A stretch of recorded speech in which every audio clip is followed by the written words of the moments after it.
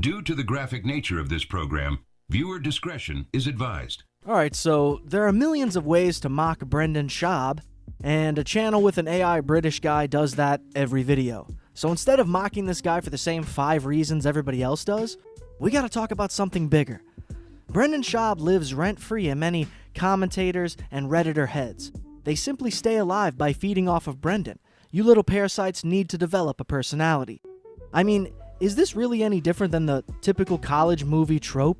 The big dumb jock gets mocked by the allegedly witty nerds. It's a tale as old as time, and the internet is the best place for it because it gives a lot of these weak men the opportunity to feel powerful. And I get it. And there is nothing we can do about it. Keep on keeping on, fellas. Either way, speaking on Brendan Schaub being an idiot is simply hack behavior at this point. He's one of the few comedians or ex-comedians that making fun of is too easy. And if that's all you do, you're lazy. Now, it's 2025, and I had predicted that Bryan Callen was going to Austin. And he finally has. But that's because Callen is an actual comedian. He's a guy that can sell tickets to a comedy club, but he dragged Brendan with him.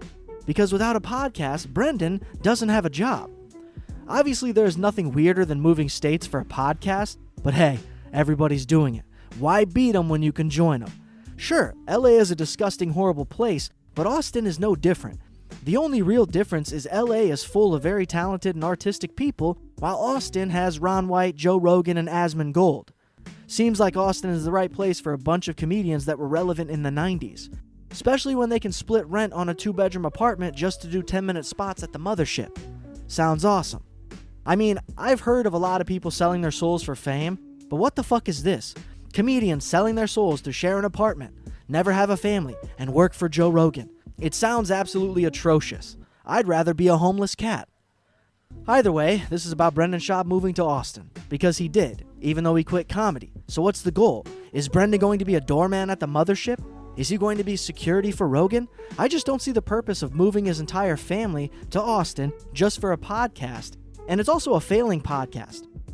Now, Brendan has like 3 podcasts, which means not only did he move to Austin for his podcast, he forced his producers to do the same. And keep in mind, these producers don't make any money. They struggle like comedians used to, but they had to move to Austin because that's where their job is going. It's truly sad. I actually feel bad for Brendan. Sure, he wanted to follow Rogan back in the days of COVID, but so did everybody. And the ones that went, they went on Rogan's dime. The guys that Rogan knew that he could eventually make money off of, but his actual friends, his buddies since the beginning of JRE, had to wait. They had to get some courage and risk failure by making that move. Now, unlike Tim Dillon or Shane Gillis, Schaub and Callen can't afford to fly back and forth to multiple different houses in different places. Nope, they're just in Austin, Texas. Schaub doesn't tour as a comedian anymore, so where would he be going? He doesn't even guest on other podcasts anymore. So Schaub and his family just live in Austin because that's where his podcast co-host lives now. Did the vaccines mess people up? Sure. Did the possibility of LA never returning to its former glory push people out? Sure. But worst of all, Rogan's soup brain convinced a lot of motherfuckers that he knows what he's talking about. He doesn't, and he never will. And until you all grow a pair, you will continue to be his little minions that ruin their lives because some internet dweeb told you to. In conclusion, Austin has been terrible long before Rogan ever moved there. But the fact that he's got power to make people make stupid choices, he needs to be held accountable. Yeah, these guys could make decisions on their own, but let's not forget, they're desperate for fame and wealth. Therefore, they will do anything for a guy that has fame and wealth. Joe Rogan is single-handedly responsible for ruining stand-up comedy and the world of comedy itself. How do we have a guy that's never been funny telling us when it's time to laugh? But, until the next one. Quickly now, from birth to grave, walk the line, just behave, I can't believe, just don't fade.